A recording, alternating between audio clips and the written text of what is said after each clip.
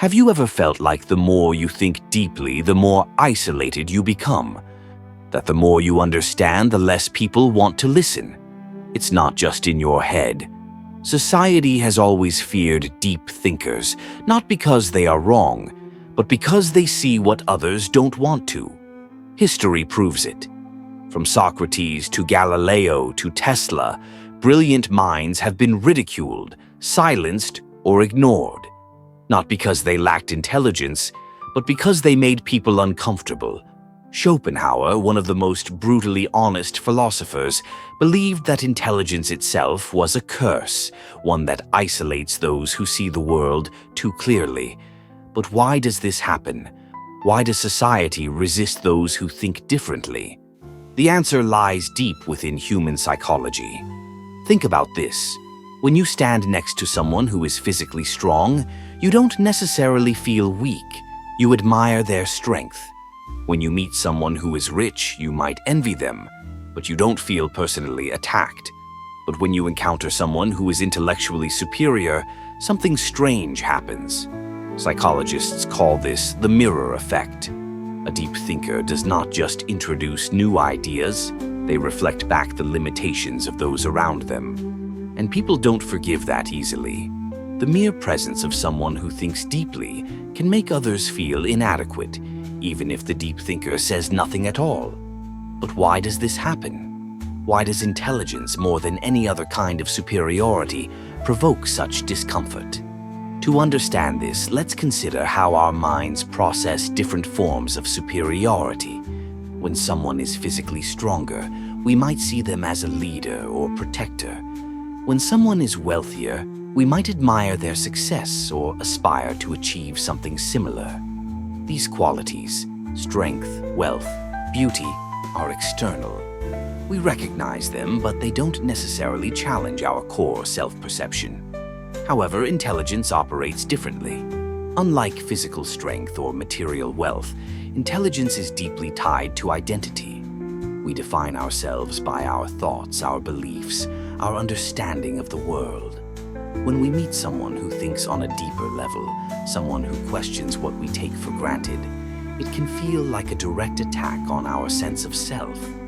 Instead of admiring intelligence, many people subconsciously resist it, not because the deep thinker is arrogant or dismissive, but because their very presence forces others to confront their own limitations.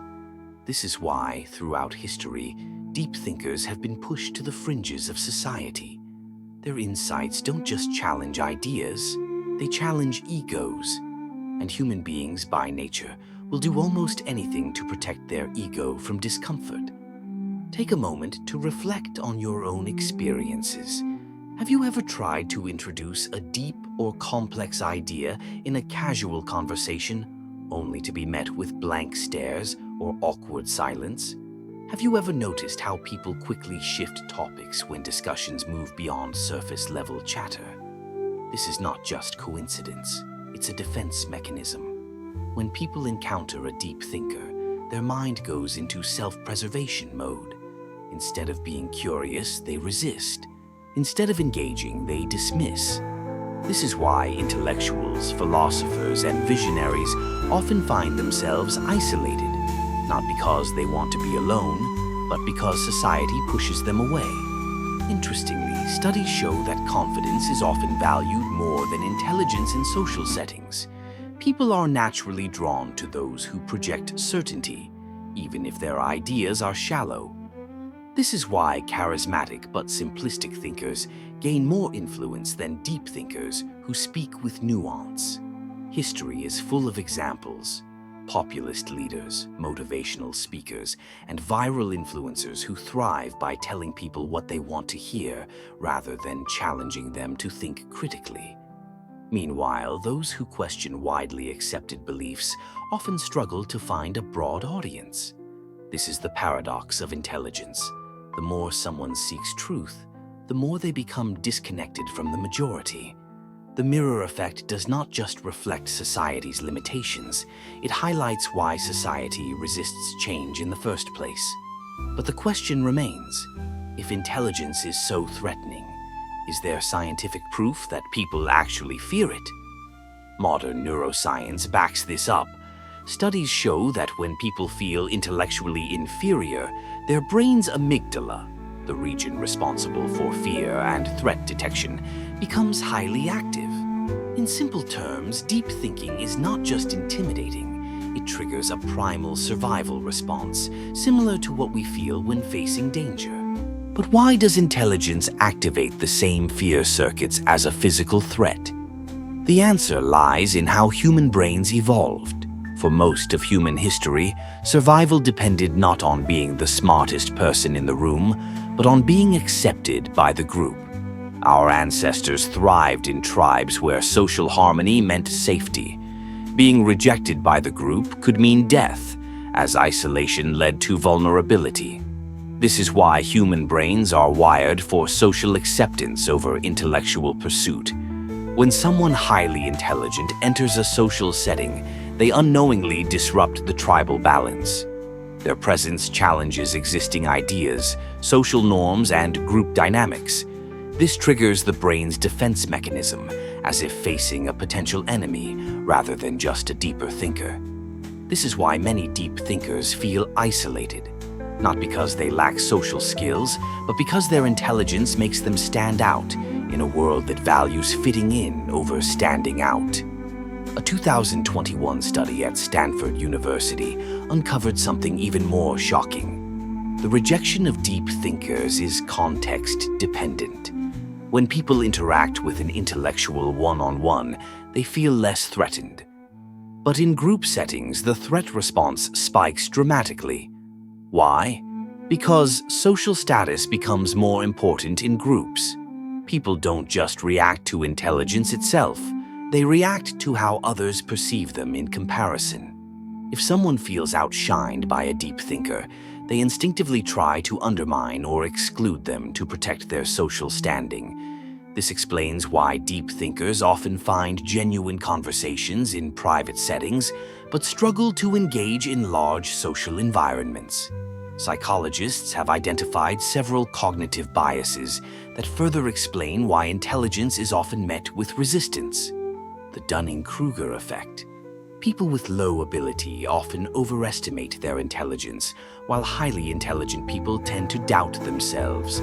This creates friction.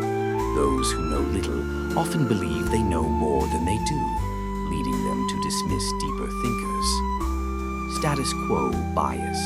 The human brain prefers familiar ideas over new, complex truths. Intelligence often introduces disruptive thoughts, which make people uncomfortable. The backfire effect. When people are confronted with information that contradicts their beliefs, they don't change their minds. They double down on their existing views. Deep thinkers often face this reaction when they introduce challenging ideas. In the digital age, social media has amplified this rejection of intelligence. Algorithms prioritize engagement over depth, meaning that controversial, emotionally charged content spreads faster than thoughtful, well-reasoned arguments. Take a look at the most viral content. Simple, catchy, and often misleading sound bites outperform nuanced discussions. The more intellectual someone is, the harder it is for them to compress deep ideas into bite-sized, viral-friendly content. As a result, society increasingly favors entertainment over enlightenment, making it even more challenging for deep thinkers to find widespread acceptance. So, what does this mean for deep thinkers? The rejection of intelligence isn't just social, it's biological, psychological, and cultural. It is built into human nature, reinforced by group dynamics, and magnified by modern technology.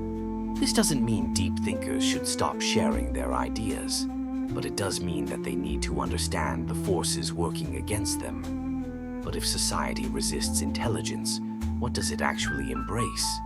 The answer lies in comfort, a world where predictability is preferred over truth. Arthur Schopenhauer, one of the most brutally honest philosophers in history, believed that intelligence is not a gift, but a curse. Unlike other thinkers who saw intelligence as the key to success, Schopenhauer argued that the smarter a person is, the more they will struggle to connect with society. But why? What makes intelligence such a burden? Schopenhauer's philosophy was built on a concept he called the will, a blind, irrational force that drives all human behavior. According to him, most people live their lives controlled by the will to live, meaning they seek pleasure, comfort, and survival above all else. However, highly intelligent people operate differently. Instead of blindly following instincts, they develop the will to truth, an insatiable desire to understand reality, even if it leads to discomfort. Regular people seek pleasure and avoid difficult truths. Deep thinkers seek truth, even if it leads to pain and isolation. This creates a fundamental disconnect between intellectuals and the rest of society. Where most people find meaning in relationships, entertainment, and routine pleasures, deep thinkers often feel disillusioned with these things, seeing them as distractions from deeper existential questions. Schopenhauer believed that the more a person understands human nature, the harder it is for them to